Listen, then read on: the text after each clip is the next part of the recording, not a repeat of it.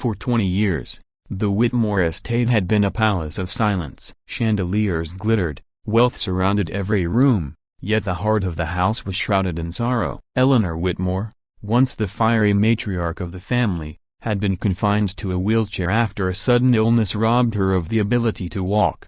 One night she had twirled in a golden gown at a gala. By morning, her legs betrayed her. Doctors from New York, London, even Geneva all arrived with their polished shoes and practiced words. But the verdict never changed, as she would never walk again. Eleanor fought at first. Therapies, diets, experimental procedures, as she tried them all, but hope leaked away like water through her fingers. Year after year, she became smaller, weaker, retreating into silk robes and long days of being wheeled from one window to another. Her son Daniel cared for her with wealth and resources but accepted her fate. To him, the chair was permanent. A throne and a prison rolled into one. And then came Grace. Grace was different. A black woman in her 30s, she carried herself with quiet dignity. She wasn't intimidated by the Whitmore estate or the brittle temper of the woman inside it. On her first day, when Eleanor snapped at her for rearranging books, Grace calmly replied,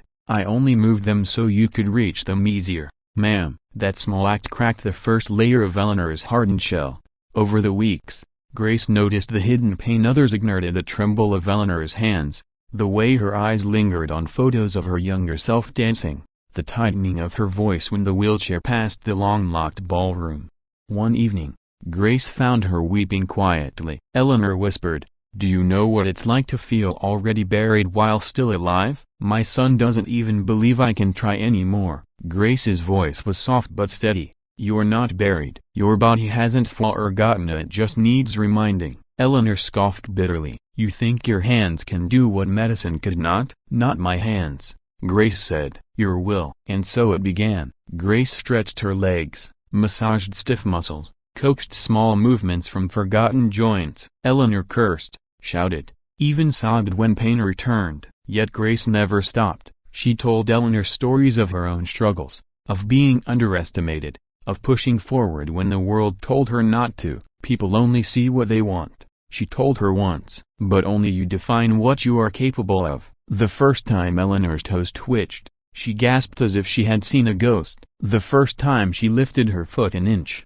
tears flooded her cheeks. "I thought it was gone forever," she whispered. Grace smiled. It was never gone. It was waiting. Secretly, quietly, Eleanor trained each day. No one, not even Daniel. She was afraid to hope, afraid to fail. But night after night, her body began to awaken. And then, one stormy evening, Grace pushed her further than ever before. Sweat dripped down Eleanor's face. Her hands clutched Grace's tighter than life itself. "One more step," Grace whispered. "Just one more." And for the first time in 20 years Eleanor Whitmore rose to her feet, trembling, crying, standing. Her voice broke into the silence. "Yeah, broken bar, I'm standing." Grace's eyes glowed with pride. "Yes, and soon a broken bar you'll dance again." The old woman's knees shook violently, but her heart raced with a forgotten fire. Eleanor looked at Grace, her lips curling into the first true smile she had worn in decades. "You said I would dance again,"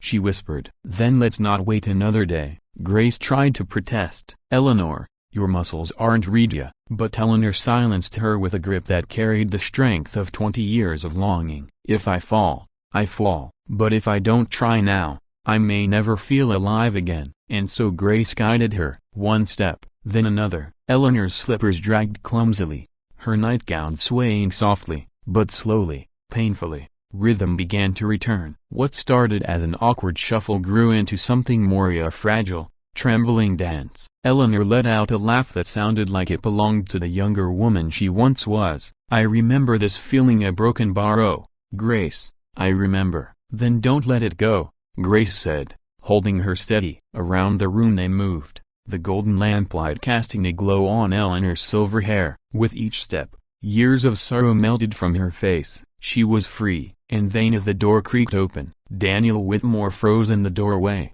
his breath caught in his throat. For a moment, he could not comprehend what he was seeing. His mother, the woman he had believed broken beyond repair, was standing. Not just standing, a broken bar dancing. Her hand gripped Grace's, her face radiant, alive. Mother Broken Bar, Daniel whispered, tears flooding his eyes. Eleanor turned, her body trembling but unyielding. For a flicker of a second, fear clouded her face, afraid his disbelief would pull her back into the chair. But Grace's hand tightened in hers, grounding her. Eleanor lifted her chin proudly. Daniel, you once looked at me and saw a woman already buried. But look at me now, a broken bar, I am living again. He shook his head, overcome with emotion. Mother, how is this possible? Eleanor answered before Grace could speak, her voice trembling but strong, because she refused to let me rot. She believed when no one else did, even me, and I will not let her go. The room fell silent, the storm outside raging as if the world itself bore witness. In that moment,